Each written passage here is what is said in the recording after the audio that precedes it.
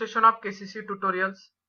तो बच्चों आज हम 10th इंग्लिश का 2.2 3 क्वेश्चंस का पार्ट सेकंड देखने जा रहे हैं।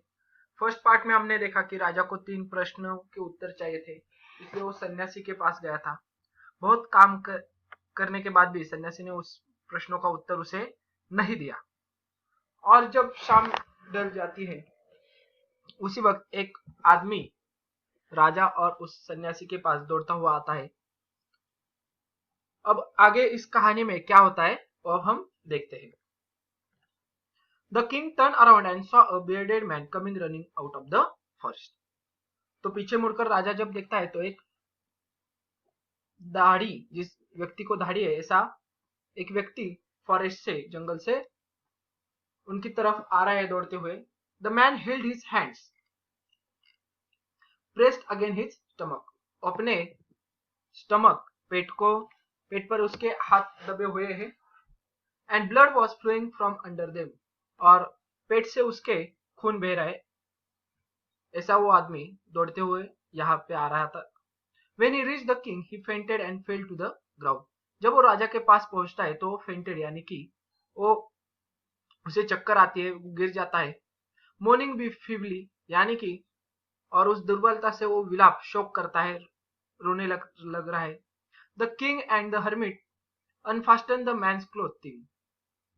अब जो राजा और सन्यासी होते वो उसके कपड़े निकाल देते हैं। There was a large wound in his stomach. तो उसके पेट पे बहुत बड़ा जख्म हुआ था। The king washed it as well as he could and bandaged it with the handkerchief and a towel the hermit had. तो राजा वो जख्म साफ करता है, बैंडेज उसे मलम पट्टी कर देता है, जो कि हैंकरचिप और टॉवेल था, रुमाल और टॉवेल जो हर्मिट के पास था उससे। But the blood would not stop flowing. The king again and again removed the bandage, soaked with warm water and washed and rebandaged the wound. मगर जब बैंडेज होने के बाद वो खून नहीं रुक रहा था, वो वैसे ही फ्लो हो रहा था, बाहर निकल रहा था। तो इसलिए राजा बार बार क्या कर रहा था, वो जो बैंडेज किया था वो निकाल रहा था, उसे गर्म पानी में भिगो देता, उसे वॉश, जख्म को वॉश करता, उस कपड़े को धोता और अगेन बैंडेज कर देता। When at last the blood stopped flowing, the man revived. और जब आखिरकार खून आना बंद हो गया तब उस इंसान को राहत मिल गई। रिवाइव यानी कि राहत मिलना, रिलीफ मिलना। Ask for something to drink. और वो कुछ पीने के लिए पानी मांगता है। The king brought some fresh water and gave it to him. अब राजा क्या करता है तो थोड़ा स्वच्छ पानी लाता है, फ्रेश वाटर लाता है और उसे दे देता है। Meanwhile the sun had set and it has become cool.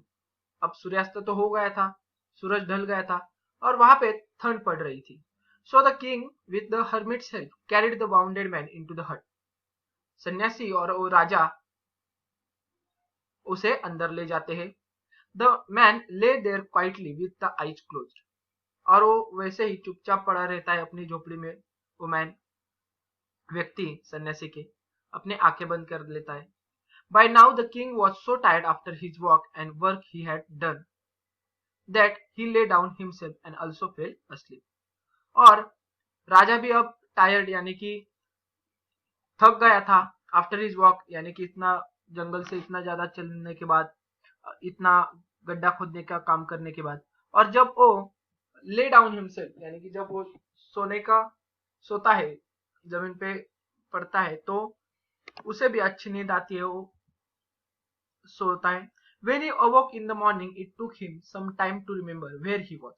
जब वो सुबह उठता है तो उसे थोड़ी देर लगती है, थोड़ा वक्त लगता है कि समझ आने के लिए वो कहाँ पर है, क्योंकि एज यूजुअली वो पैलेस में रहता होगा, मगर आज में यहाँ पे कैसे पहुंचा ये समझने के लिए उसे थोड़ा वक्त लगता है। And who was the strange bearded man lying by his side? और एक जो दाढ़ी वाला मानुस आदमी है वो कौन है वो समझने के लिए। And gazing intently at him. और वो जो व्यक्ति था वो ईगरली उसे राजा को कहता है बहुत आतुरता से। Forgive me, said the bearded man in a weak voice. छोटे वीक वॉइस में वो आदमी राजा को बोलता है कि मुझे माफ कर दो। When he saw that the king was awake and was looking at him. जब राजा उसकी तरफ देखता है, ऐसे समझ में आता है, तो वो व्यक्ति उसे बोलता है कि मुझे माफ कर दो। I do not know you but I have nothing to forgive you for, said the king. तब राजा उसे बोलता है कि मैं तुम्हें जानता तक नहीं और ऐसी कौन सी चीज है वो मुझे मालूम नहीं जिसके लिए मैं तुम्हें क्षमा कर सकूं। फॉरगिव यानी कि क्षमा कर सकूं। You do not no me but I know you, तुम मुझे नहीं जानते मगर राजा मैं तुम्हें जानता हूं। I am the enemy of yours who swore to revenge himself on you because you executed his brother and seized his property.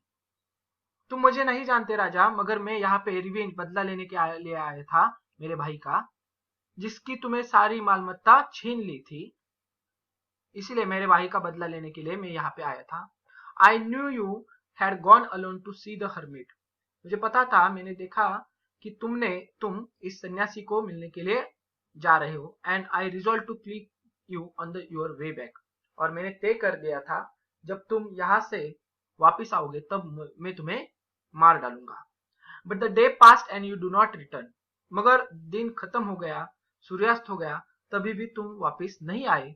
So I came out of my ambush to find you, और इसीलिए मैं मेरी ambush यानी कि a place of hiding before attack, मैं अपने जहाँ पे छुपा था उस प्लेस से बाहर आ गया। Your bodyguards recognise me and wounded me, तुम्हारे जो बॉडी गार्ड्स सुरक्षा रक्षक थे उन्होंने मुझे पहचाना और मुझ पे हमला कर दिया, मुझे घायल कर दिया। I escape from them but would not the bled to death had you not dress my wound, मैं उनसे तो कैसे जैसे भाग निकला, छूट निकला, मगर जब तुमने मेरे वाउंड्स को, जख्म को अगर उसका बैंडेज नहीं किया होता तो मैं आज मर जाता। I wish to kill you but you have save my life, मैं तुम्हें मारने के लिए आया था मगर तुमने ही मेरी जान बचाई। Now if I live and if you wish it I will serve you all my life, और अगर इसके बाद मैं जिंदा रह गया तो मैं, एंड यू विश, और आपकी मर्जी हो तो मैं आपके लिए मेरी पूरी जिंदगी सेवा करना चाहता हूं, ऐसी मेरी इच्छा है। The king was very glad to have made peace with an enemy so easily, अब राजा को बहुत आनंद होता है कि अपने एनिमी, दुश्मन से इतनी शांतता से उसे अपना शांततापूर्वक अपने दुश्मन से इतना व्यवहार किया, and to gain him for a friend, इसने शांततापूर्वक मार्ग से अपने शत्रु को मित्र बना लिया, इसलिए राजा बहुत ही आनंदित होता है।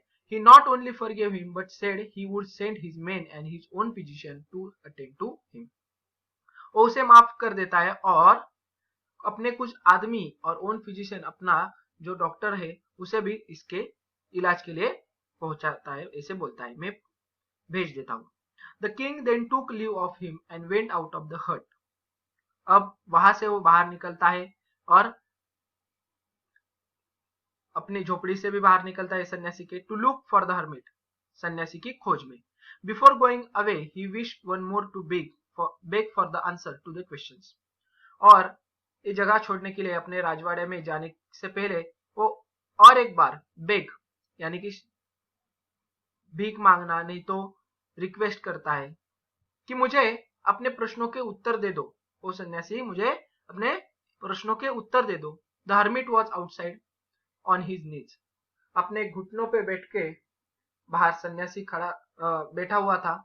Sowing seeds in the beds, और जो कल गड्ढे खुदे थे तो उनमें सीड्स यानी कि बीज बो रहा था। Had been dug the day before. The king approach him and said for the last time I pray you to answer my question wise man, तो राजा उस सन्यासी के पास जाता है और बोलता है, फॉर द लास्ट टाइम, मैं आखिरी बार आपसे विनती करता हूं कि आप बुद्धिमान ए व्यक्ति, मुझे आप अपने प्रश्नों के उत्तर दे दीजिए। You have already been answer, तुम्हें अपने प्रश्नों के उत्तर पहले ही मिल चुके हैं, said the hermit still crouching on his thin legs and looking up at the king who stood before him, ऐसे सन्यासी बोलता है, crouching on his thin leg यानी कि उसके जो थिन लेग्स, छोटे जो लेग्स है, क्राउचिंग यानी कि बेंड किए हुए और ऊपर राजा की ओर देखते हुए ऐसे बोलता है। What do you mean, asked the king, आप क्या कहना चाहते हो, ऐसा किंग बोलता है। Do you not see, replied the hermit, क्या तुमने देखा नहीं? If you had not pitied my weakness yesterday and stayed to dig these beds for me, you would have gone back and been killed by that man.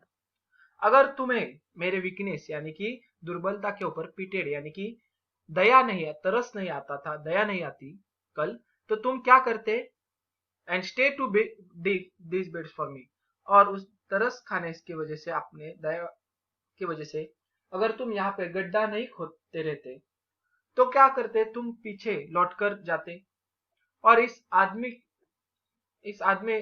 आदमी तुम्हें मार डालता। So the important time was when you were digging the beds. तो सबसे महत्वपूर्ण जो time है वो क्या था? तो जब तुम यहाँ पे डिगिंग कर रहे थे।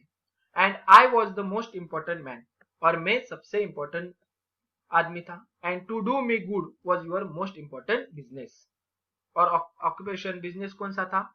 तो जो तुम मेरे लिए अच्छा कार्य कर रहे थे वो था। यानी कि तीनों प्रश्न को उत्तर मिल चुके कि सही टाइमिंग कौन सा था? You were digging the beds, तुम जब मेरे लिए गड्ढा खोदने का काम कर रहे थे। मोस्ट इंपॉर्टेंट पर्सन था आई, यानी कि हर्मिट, सन्यासी, और उसका बिजनेस क्या सबसे महत्वपूर्ण काम था? कि जो गुड डिड्स, अच्छे कार्य किया हर्मिट के लिए वो। आफ्टरवर्ड, और उसके बाद क्या था? देख लो, द मोस्ट इंपॉर्टेंट टाइम, उसके बाद का मोस्ट इंपॉर्टेंट टाइम क्या था? Was when you are attending to that man, जब इस आदमी को तुमने अटेंड किया। For if you had not bound his wounds he would have died without having made peace with you. जब आप इस आदमी से मिले और इसकी अगर आपने बाउंड हिज वाउंड यानी कि इसकी मलम पट्टी नहीं की होती तो ये मर जाता विदाउट पीस विथ यू, यानी कि उसके आत्मा को शांति नहीं मिलती। क्यों?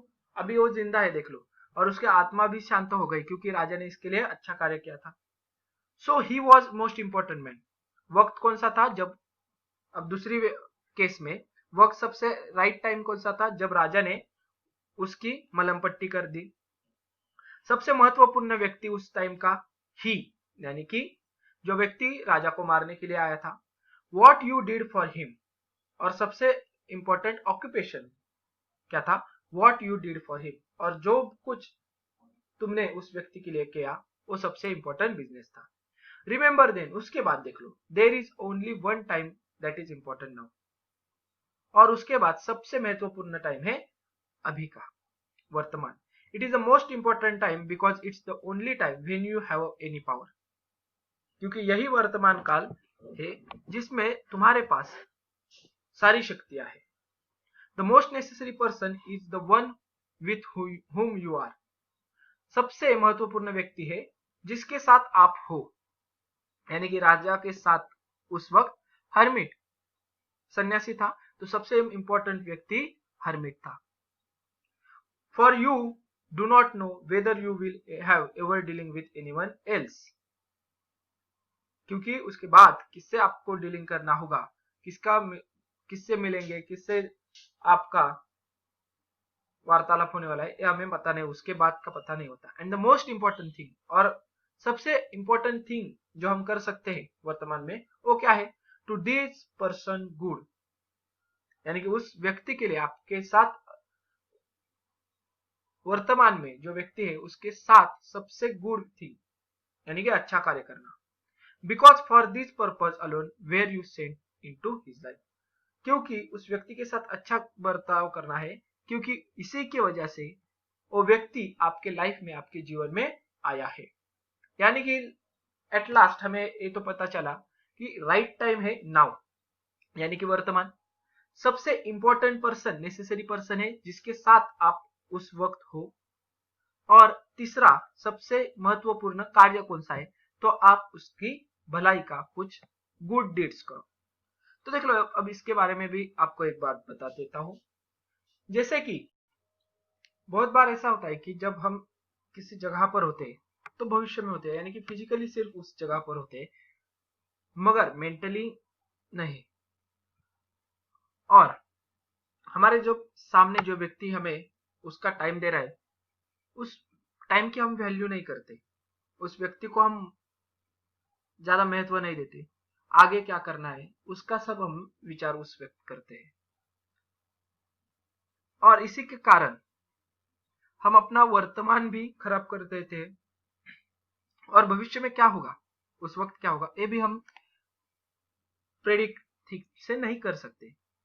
तो आपको क्या करना है, इस पूरे सीख से, स्टोरी से, वर्तमान में रहो, आपके साथ उस वक्त जो व्यक्ति है उसे सबसे ज्यादा महत्व दो, उस व्यक्ति का सुनो, क्या कह रहा है, क्या करना है, और उसके लिए जितना ज्यादा आपको अच्छा काम कर सके उतना ज्यादा करो। यही पूरी सीख हमें इस पार्ट से मिलती है। तो ये था हमारा चैप्टर 3 क्वेश्चंस। अगर ये वीडियो आपको अच्छी लगी होगी तो please like, share and comment करें। अगर आपने अब तक हमारे चैनल को सब्सक्राइब नहीं किया होगा तो please subscribe our channel. KCC online tuition का अगर आपको हिस्सा बनना है, हमारी ट्यूशन ज्वाइन करनी है, तो डिस्प्ले में दिए गए नंबर पे कॉल करके अधिक जानकारी ले सकते हो। Thank you for watching. Good bye.